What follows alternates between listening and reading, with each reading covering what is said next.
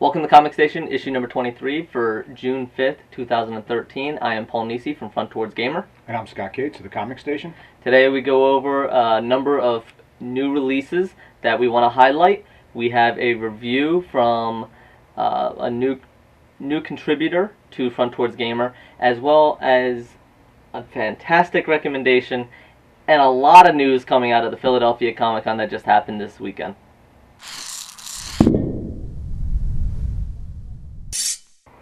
For our new releases today, for June 5th, 2013, the first one we're going to go over is actually a reintroduction of an older comic, and this is one that I haven't read before, so this was really nice and fresh to me. This is Astro City #1 from Vertigo. Just coming off of it as a new reader, I really like this. I'm not really aware of the original runs, so I liked it. First introduction is you get a narrator, but this narrator, not only do you see him, he's an actual character in the comic itself, but he constantly breaks the fourth wall talking to you as the reader, asking for your involvement, your help. Basically, he tells of a threat that the Obor that has gotten its tentacles into a lot of the heroes, a lot of the well-known, so he's looking for somebody as his eyes and ears, and he explains he's trying to use you as the reader as the network that the Obor can't really hack into or anything, so you as the reader are helping him find a representative to help him guide things the way he wants it, and you help him select a unassuming person to become an ambassador, where this alien creature has come down to a superhero world. Superheroes are normal. There are very weird superheroes. You get first introduced, the first one you know is American Chibi, basically a chibi anime girl dressed in an American flag outfit. He makes fun of her a little bit, so it's really funny. The artwork, nothing to cry home about, nothing good or bad about it. It's just kind of there, but the humor of it was interesting. It leaves off on a great cliffhanger, and the best way I can explain after reading this, my reaction was strangely intrigued. I'm probably going to continue reading this simply because it is such a weird idea, but I like the humor of it, and it's interesting. Well, I will say this. The first series of it was critically acclaimed. It really let the world know about Alex Ross. It let the world know about Kurt Busiek, the writer. Everybody that read the original that I am aware of loved it. I don't think it really never got the widespread sales that a lot of the titles did, but this has been this should be, it's the same people. It should be just as good. Alright, the next one is probably well known to people, the title at least. This one is Kick-Ass 3, #1 from Icon. Obviously, a lot of people will know about Kick-Ass because of the movies and the comics, and Hit Girl being very popular. This opens up Hit Girl having left off. Hit Girl is in jail. Kick-Ass gets the gang together. They're going to go rescue her. They are ready to go down and break down the wall, right up until they get to the wall and they chicken out of it. It's Kick-Ass, so... But while telling this, I really like the artistic choice they picked on the first few pages, at least, where it's showing Hit Girl. It went with a very different look than the rest of the comic, and I got the impression that this was showing her in the beat-up state, and she's kind of writing to Kick-Ass and giving him instructions. If you're reading this, then I must be either dead or caught. So I liked it, but going back, they chicken out of it, and she even says that they're cowards. She knows they chicken out of it, so they go on. time has passed. It's been 6 months. The gang's kind of gone their separate way again, and they moved on. They're living their regular lives. Kick-Ass gets an apartment and so forth, and just it seems to be slowing down. Now, Kick-Ass and his partner still go out. They still kick butt. They still do detective work and so forth. It's just kind of lost its focus, especially without Hit Girl being there. And Kick-Ass is getting pushed, and he finally decides, okay, I'm going to make an ultimatum, so forth. But the comic leaves off on a nice cliffhanger, and somebody is in trouble that maybe that'll kick them into high gear, especially Kick-Ass himself, and maybe be able to do something and finally be able to get Hit Girl out of jail. Or Hit Girl will just get herself out of jail and be really pissed at everyone. So, if you like Kick-Ass, it's more Kick-Ass, it's more fun. You don't get as much Hit Girl in this if you're a big fan of her, but it's more Kick-Ass, and I want to see what happens when she gets out. Well, what I will say about Kick-Ass is this. It's a guilty pleasure. If you like the first two, I'm sure you will like this one. And the other thing that I will say is that, at least in our shop here, we sell out of it very quickly, and it is next to impossible to get back issues of it without spending an awful lot of money. So do yourself a favor. If you do like the Kick-Ass series, get it quickly. Yeah. The next new release that we have, you may recognize them from, if not the comics, then maybe the movie. This is Daredevil, Dark Knights #1 from Marvel. This one might actually be a real nice jumping off point. People that are aware of Daredevil but haven't been reading too much. It was a really good story. It was told in kind of a reverse chronological order, where you see Daredevil, he's in the snow, he's beaten up, and then you find out what led him there. You find out basically he's lost his memory. He is in the hospital. He actually at one point doesn't have his powers, and doesn't have his super hearing and so forth. And his powers come back rushing to him, and he freaks out. He doesn't know who he is, whatever. And the doctors are trying to figure out he's a John Doe. And while this is all going on, there's also another story being interjected where it's a family, they're going in a car, broken promises, finally makes a promise. They get into a car accident. The young girl is in the hospital now. She needs transplant, so forth. And then you jump back to Matthew Murdock, who's Daredevil, and he's slowly starting to get some things back. He's gotten his abilities back under control. He still doesn't really remember who he is exactly. He's still not 100%, but he knows what he has to do. He knows how he has to help. He does help at one point, but then he gets involved. He overhears from 6 floors away. He overhears that this girl needs this transplant, so he gets involved.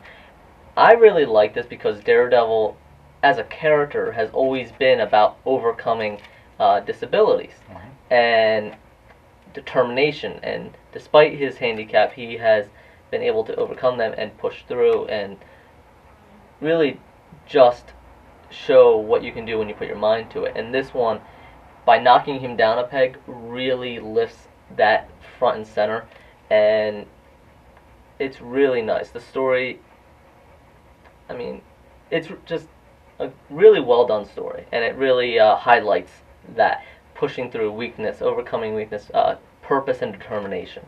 And I like it. He's not 100%, so he is in more vulnerability than he's usually in. So that's going to be interesting. Well, what they've done with Daredevil, which I think is a really good idea, they have this ongoing series, which is critically acclaimed, and a lot of people, at least in our store, like it. But what I found with Daredevil is these shorter 6, 8 issue things, or even 4 issues, which they did before they restarted the new Daredevil. They have been excellent. They're just really, it's a great way to get involved with the character without having to read 20 plus issues and stay with it. They've really delved into his background in both you know, the original one, which was a 4-issue right before they restarted the series. I can't remember the name of it. The last one, which is End of Days, End of Days, which ends the last issue this week, and now this one. So, you know, if you like Daredevil, or even if you don't like Daredevil, this is a great place to jump on with him. Yeah, I thought it was really nice. The last one we have, not going to go too much into it because I have something special at the end. This is Screwed from Zenescope. This is Screwed #1. This is a new title. This is not tied into the Unleash or anything. This is just another Grim Fairy Tales universe tie-in. Actually, it might not even be Grim Fairy Tales. Doesn't really say it, but basically this is a modern retelling of the Frankenstein story. Anne wakes up. She doesn't know who she is. She's being immediately attacked. She just wakes up and constantly gets attacked because everybody she sees is monsters. They're grotesque. They're zombie. They're flesh. They're just monsters attacking her everywhere. She is in danger, and she's highly tuned towards the fight end of the flight and fight, and she immediately attacks. There's a lot of intrigue, a lot of mystery going on in this one. One, who is Anne? What happened to her? She doesn't have her memory. It's an ongoing little trope that comics use, but really interesting. Who is this monster suture that is after her? Who's the doctor that's behind the scenes? There's a lot going on here, and what makes it really interesting is that these monsters she's seeing and is attacking and so forth, they're people. They're orderlies, they're nurses, they're random people that are trying to help her, yet she sees them as monsters. So it makes a really interesting terror at the reader, where at one hand you really feel for her, yet at the other end she's leaving this path of dead bodies behind her. So that is a really interesting hook right there. Well, one of the things that I always talk about on these things, especially for me, I want a different twist on old stories. This is what I like. I know we have something. They're coming. Fantastic. Yeah, and we have some stuff coming up on an event that just happened this past weekend. But once again, you know, this is exactly what I look for. I love all the regular stuff, but this is a new twist on an old story. And if you like a Frankenstein story, definitely worth a look. Yep. All right. Now we have our review and recommendation and Philadelphia Comic-Con. All right. First off, for our review this week, we have The Art of Remember Me by Dark Horse Comics, Capcom, and Don't Nod Entertainment. They've all teamed up together to bring about a visual representation of this video game, Remember Me, that is set in a futuristic cyberpunk Paris, where memories not only can be bought, but some people have the special ability to actually remix memories to their advantage. This review was written by Corey Atwood, who is one of our latest contributors, so thank him very much for writing one of his first reviews for us. What sets The Art of Remember Me apart is the density of the information packed into the pages, both literal and visual. From the sweeping cityscapes to the smaller, more intimate details, such as the graffiti, the advertisement, and the socioeconomic status influence on the style, you can tell so much detail in every scene. And the art books really bring that alive. From the few images that I saw personally, just so dense, where you can see in the background such detail. So Corey wrote, that all this gives the overall city an authentic look, and it looks really inhabited. The futuristic world is peppered with recognizable landmarks and modern Parisian influences in a futuristic landscape. So you might see futuristic homes, buildings and everything, and in the background you'll see the Eiffel Tower. You'll see little what could have been Parisian cafes. So it looks like that's how it really could be. Corey writes, this book is not for all fans of the game. not even fans of the game. Instead, it's more for Remember Me fans, or those just general fans of Cyberpunk, that are also big design nerds like himself. The reason for that is the architecture, the buildings, the city itself, such details that he really found that was compelling. Corey Atwood gave it a 8.5 out of 10, which is a great on our scale. Go check it out, see if you agree. All right, now for my review this week, being that it's June 5th, in 9 days, there's a big DC movie coming out, which we Really? all know. Yeah, you watching that? Something that, at least from the clips we've all seen, looks utterly fantastic. Superman, the Man of Steel, will be out on the 14th. In deference to that, this is, in my opinion, the best Superman story ever written. Now, I know a lot of people like All-Star Superman or even Superman Earth 1, which I am a huge fan of. But for me, this is it. Because once again, I'm going to have to agree with you. it takes a classic story. Superman is the American embodiment of America. It is an embodiment of everything that we believe in. And this twists it. What happens if Superman, instead of landing in rural Kansas, lands in Russia? So here we have Superman Red Sun. This is a great read. It is a tremendous twist on the story. And it just shows, you know, from Mark Millar's mind, what happens if Superman is in the Soviet Union. Yeah, what if he landed in the Soviet Union instead of in Kansas, and he was raised with the embodiment of the Soviet mindset? Mm-hmm. Artwork, of course, is beautiful, but the story is impeccable. Yeah, it's brilliant. The character of Superman really still shines through. Mm-hmm. Despite having a communist overtone, he still believes he's doing it for the good of the people. Absolutely. Yeah, I mean, this is a great read. I can't recommend this enough of all the Superman books, and I'm a huge Superman fan. You know, this is just one of those books that, yes, read All-Star, read Earth 1, there's a whole lot of, I mean, obviously Superman's been around for 80 plus years. This one, though, is the one that I always come back to. Yes. Have a whole shelf of Superman, but make sure one of the spots is for this one. Absolutely. All right. Thank you. You're welcome.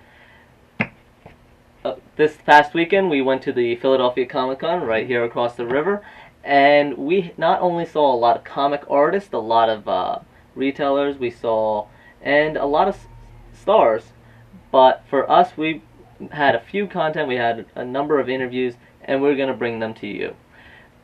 First of all, on frontwardsgamer.com, right now, there's already a cosplay gallery. You can see everybody, from family members, from the young to the old, to the four-legged. Oh, that dog was popular. The dog was popular. So, and you can see everybody from just dressing up. Maybe they threw together a bunch of friends, got a group together, or they spent months working on it. So, whatever your fancy, that's there. Coming up, we also have a number of interviews with Zenescope. We have Screwed #1, as we just showed earlier on our new releases.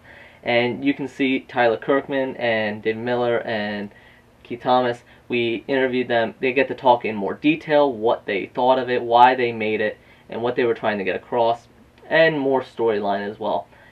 Great interview. We also have a special, exclusive first interview with Raven Gregory for No Tomorrow. This comic has not even been announced yet.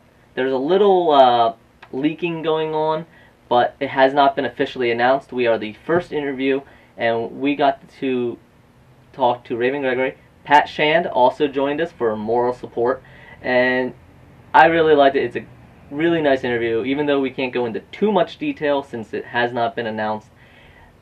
I think he might have given away maybe more than even the PR person was wanting to give away at the time, but it was nice. I really enjoyed it. And we have much more interviews coming up. We have a charity one that I want to do. I have an interview with an artist, and we have some webcomics. And so we're trying to bring a bunch of content out of the Philadelphia Comic-Con, and that'll be coming out over the next week or two. And we also, just from our store standpoint, hopefully have some big announcements to go along with some of the stuff that Paul did. And, you know, we got some great response from one of the booths that we sponsored. Yeah, it was a blast. Yes, it was a lot of fun. I went 3 out of the 4 days. I can't wait for next year. Wizard World threw it. I want to thank them very much for everything they did to put this together. Actually ran really smoothly. The long lines hardly existent. Everyone got in really easy. It was open. I know a lot of people really don't care about this, but for somebody that goes to conventions a lot, one of the smoothest I've seen. So, all right, thank you very much. We will let you know more out of the Philadelphia Comic Con on the next issue of Comic Station. But again, as every week, see you next week. See you.